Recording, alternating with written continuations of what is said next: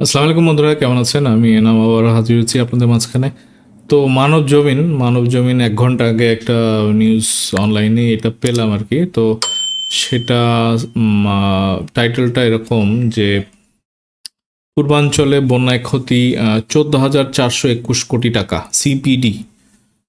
তো centre for policy dialogue তারা 1 ঘন্টা আগে এরকম একটা নিউজ মানবজমিনে আসছে এবং এখানে পূর্বাঞ্চলে সাম্প্রতিক বন্যার ক্ষয়ক্ষতি ও পুনর্বাসন প্রক্রিয়া এরকম একটা সিপিটির একটা বিশ্লেষণ এরকম একটা হয় এবং সেখানে এই খবরগুলি তারা প্রকাশ করে আর কি। তো দেখেন, আমরা জানি যে সিলেট, মৌলভীবাজার, হবিগঞ্জ, ফেনী, খাগড়াছড়ি, কক্সবাজার, কুমিল্লা, নোয়াখালী, চট্টগ্রাম, লক্ষ্মীপুর, ব্রাহ্মণবাড়িয়া ক্ষয়ক্ষতি এগুলা আমরা জানি যে এটা বন্যার কারণে হয় এবং আমরা ফেনীর ওই দিক দিয়ে যে বন্যাটা সেটা দীর্ঘ অনেক বছর এখানে মানে হয় নাই এবং এই ডুমুর বাঁধ নিয়ে কথা উঠছিল আর কি, যে ডুমুর যে জলবিদ্যুতের একটা যে ওখানে বাঁধ আছে সেটা তারা ইনফর্ম না করে গেট খুলে দেওয়া হয়। তো তারাও একটু অন্যভাবে স্বীকার করেছিল যে না, এটা পানির চাপে খুলে গেছে। তারপরে এটাও শোনা গেছিল যে 3টা গেটের একটা গেট তারা বাধ্য হয়েছে। আবার এটাও শোনা গেছে যে ওই লেভেলের উপর দিয়ে উপচায়ে চলে আসছে পানি। আবার সরেজমিনে আমরা যেটা দেখছিলাম যে ফেনীতে যখন বন্যার পানিটা নেমে যায় তো ওই সময় নিউজ মিডিয়া থেকে লোকজন, সাংবাদিকরা ওখানে যায় এবং ওখানকার গ্রামবাসী যারা ছিল তারা এরকম বলছে যে ওখানে মানে ভারত এবং বাংলাদেশের যে বর্ডার ওই জায়গাটাতে একটা বাঁধ ছিল এবং এইটা নাকি ওখানে যারা বিএসএফ ছিল, বিএসএফরা নাকি এই বাঁধটা কেটে ফেলে তারা এই পানিটা ঢুকিয়ে দেয় আর কি। এবং এই প্রচণ্ড স্রোতে পানিটা ওই বাঁধ মানে কাটার পরে এটা ঢুকে যায় বাংলাদেশের সীমানার ভেতরে এবং বাংলাদেশের ওই ফেনী, নোয়াখালী, কুমিল্লাতে যে বন্যাটা সেটা তৈরি হয়। তো এটা একটা ক্রাইম আর কি। হ্যাঁ, এটা ভারতকে আমরা নানাভাবে আমরা বলি আর কি যে আমাদের ফারাক্কা বাঁধ দেওয়াতে কী হয়েছে, তারপরে তিস্তাতে আমরা তারেক টাইমের যে গণ অধিকারের তারেক আছে সে সুন্দর করে বলতে পারে আর কি। কারণ গত শুষ্ক মৌসুমে সে ওই যে যখন ভারতের পণ্য বয়কট চলতেছিল তখন সে নিজে ওই তিস্তার ওখানে চলে গেছিল এবং সে হেঁটে নদীর এই পার থেকে ওই পার চলে গেছে এবং নদীর মাঝখানে সে এখনও বলে যে আপনারা সম্মেলন করলে ওই তিস্তার চর হয়, যখন শুষ্ক মৌসুম হবে তখন আপনারা সম্মেলন করেন, ওখানে বিদেশিদেরকেও ডাইকেন, ওইটা দেখানোর একটা খুব সুন্দর জায়গা হবে ভারত যে নদী পানি আটকায় আমাদেরকে কি করে আর কি। তো আমরা দেখছি যে এই ফেনী এইসব ডক্টর ইউনূসও খুব ভোকাল ছিলেন, ভারতকে বারবার দায়ী করা হয়েছে এবং আমাদের পরিবেশ যে উপদেষ্টা আছেন রিজওয়ানা, তো উনিও খুব ভোকাল ছিলেন যে এখন আর মানে চুপ করে থাকার সময় নেই, এটা আমরা কথা বলবোই এরকম। এবং উনি মানে সরেজমিনে গিয়েছেন এবং সংবাদ সম্মেলন করে বলেছেন যে না, আমরা এই মানে 3টা স্টেপে মানে ওনারা চলবেন আর কি, যে এই বাঁধের যে পানি লেভেল এগুলির ইনফরমেশনটা উনি চান এবং কতগুলি ওখানে বাঁধ আছে বা যে একেবারে সেই চায়না থেকে যেই জায়গাগুলিতে বিভিন্ন জায়গাতে যে প্রতিবন্ধকতা বাঁধের নামে যে দেওয়া হয়েছে আর কি, এটা আন্তর্জাতিক নদী, সেটা ইনফরমেশনগুলা বাংলাদেশের সরকারের কাছে নাই এবং আপডেটেড যে ইনফরমেশন সেটা নাই।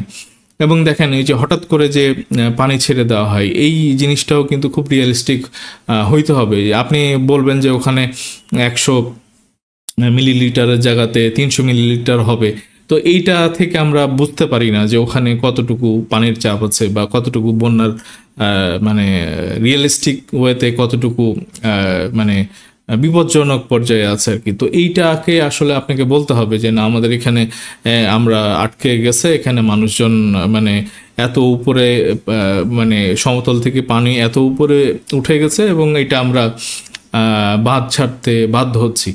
তো সোজা সাপটা নিয়ম কি, যে এইটা যদি আস্তে আস্তে আস্তে আস্তে করে পানিটা ছাড়া হয়, যে যখন আপনারা বুঝতেছেন যে বন্যার পানি আসতেছে ওইদিকে আপনাদের ভেসে যাচ্ছে, একেবারে সবকটা না ছেড়ে আপনারা যখন পানি বাড়বে তখন ওই পানির টেম্পোটাও যেন আমরা বুঝতে পারি যে না আমাদের পানি ঢুকতেছে আসতেছে। একেবারে রাতের বেলাতে ঘুমিয়ে আছে মানুষ, ওই সময় ধূপ করে যদি পানি এসে সব ঘরবাড়ি ধ্বংস করে দেয়, এটা তো ভাই কিয়ামত ছাড়া কিছু না।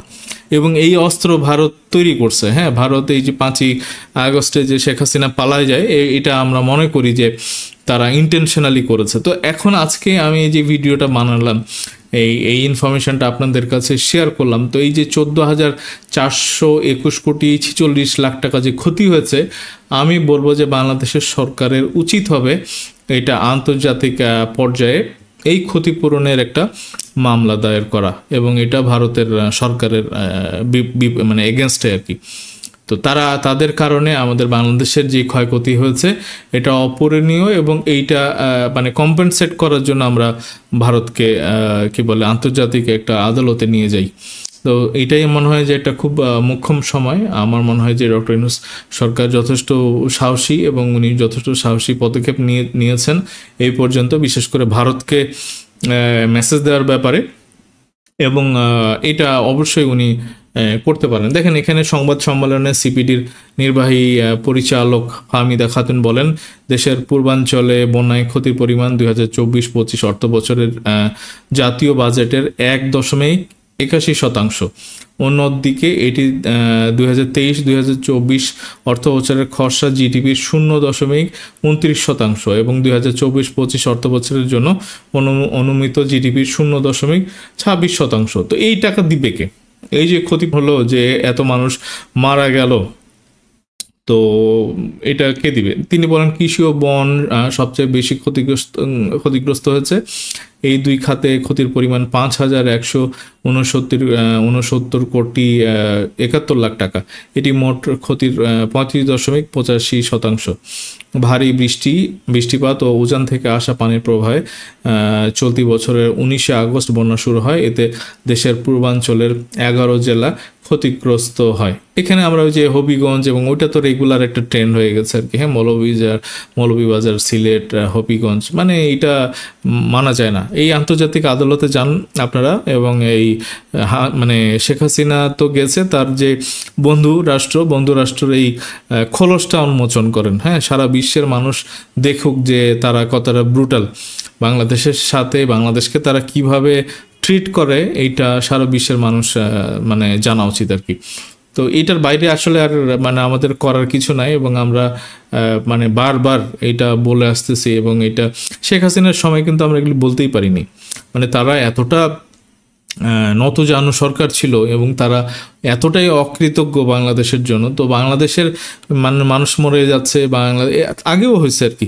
তো এইবারই প্রথম আমরা দেখলাম যে ফেনীর এই জায়গাতে, মানে ফেনীর ওই মানুষের মাথার মধ্যে নাই যে ওই দিক দিয়েও একটা বন্যার গতি আসতে পারে আর কি, একটা ফ্লাডের একটা গতি মানে বাংলাদেশের মধ্যে একটা মানে অ্যাক্সেস করে নিতে পারে। এটা ফেনী নোয়াখালীর মানুষের কাছে এটা একেবারে নতুন, কত বছর পরে এই ঘটনা ঘটছে আর কি।